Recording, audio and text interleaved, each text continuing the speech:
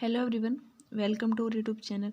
In this video we will discuss the case. देखो last video में मैंने discuss कर लिया था कि जो एंट्रोपी है उसका रिलेशन देख लिया था टेम्परेचर वॉल्यूम के साथ में, सीपी की टर्म में भी और सीवी की टर्म में। वहाँ पे हमारा केस डिस्कस करने बाकी थी। ठीक है, केस क्या करने हैं, देखो हमने टू रिलेशंस कैलकुलेट किए थे। एक रिलेशन क्या था आपके पास, डेल एस आया था C V L N T two by T one plus me R L N V two by V one. One relation चाहिए था। सेकेंड रिलेशन क्या था आपके पास, सी वी की एक सी पी के टर्म में निकाला था हमने T two by T one plus R L N, यहाँ पे क्या हो जाएगा था P one by P two. ठीक है, ये टू रिलेशन आए थे। अब हमें केस डिस्कस करनी है कि इफ़ टेम्परेचर कांस्टेंट हो, प्रेशर कांस्टेंट हो, तब आपके पास क्या रिलेशन बन जाता है। Means isothermal. टेम्परेचर कांस्टेंट है तो ये कौन सा प्रोसेस हो गया आपके पास, आइसोथर्मल प्रोसेस।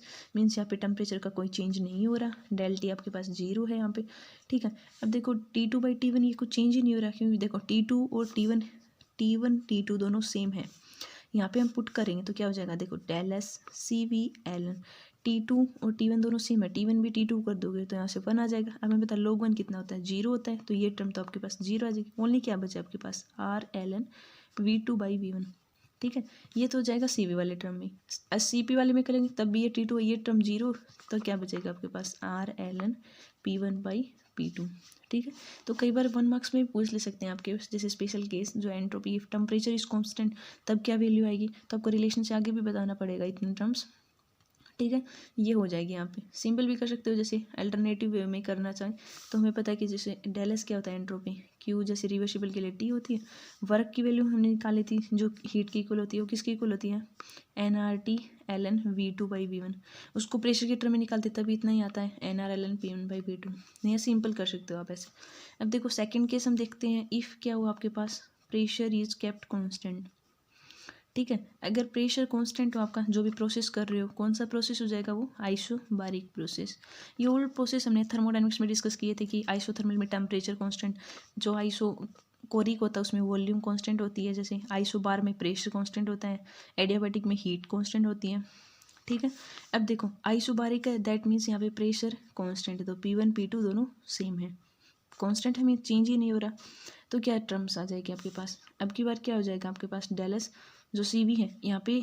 अब देखो प्रेशर, हमें पता है कि प्रेशर और वॉल्यूम रिलेटेड है, इनवर्सली होती है वॉल्यूम के। देखो प्रेशर भी चेंज नहीं हो रहा, मीन्स यहाँ पे वॉल्यूम का भी कोई चेंज नहीं हो रहा, तभी V two by V one वाली टर्म क्या हो जाएगी, जीरो, क्योंकि वी टू वी वन के इक्वल, तो log वन जीरो, तो ये टर्म जीरो। ओनली क्या बचेगी आपके पास, del S is equal to C V L N T two by T one.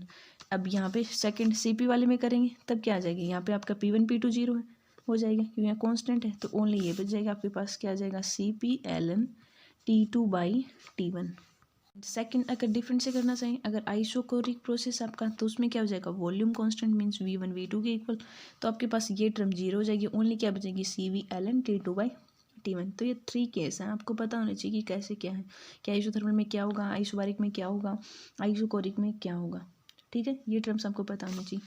फिर आपका पास एक नेक्स्ट टॉपिक आता है क्या, कि एंट्रोपी चेंज ड्यूरिंग, जो भी आपका फेज चेंज होती है ड्यूरिंग फेज चेंजेस।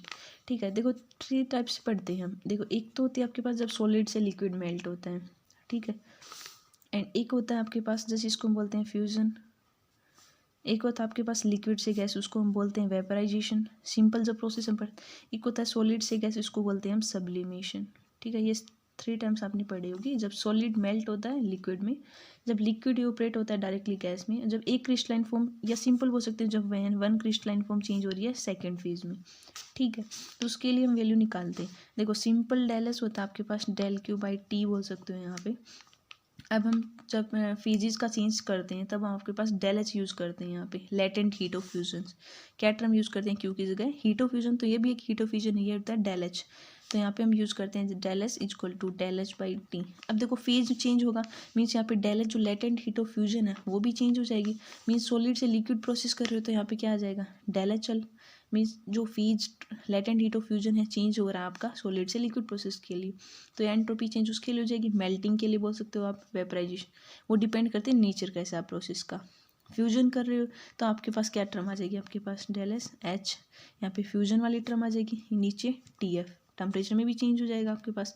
ठीक है, एंट्रोपी ऑफ वेपराइजेशन कर रहे हो, देखो लिक्विड से गैस आ रहा है तो वेपराइजेशन है, तब आपके पास क्या आ जाएगा डेल एस, ये हो जाएगा एच वेपराइजेशन, और उसमें टी बी आ जाता है आपके पास। बॉइलिंग टेम्परेचर आएगा वेपराइजेशंस में। तो ये डिफरेंट होती हैं कि फेज चेंजेस में क्या होता है। 1 या 2 मार्क्स में पूछ ले आपसे फेज चेंजेस में कैसे डिनोट करेंगे, तो आप बता सकते हो यहाँ पे जो del H latent heat of fusion है वो चेंज हो जाएगी। इस वेपराइजेशन में वी आ जाता है एंड जो फ्यूजन होता है एच एफ आ जाता है।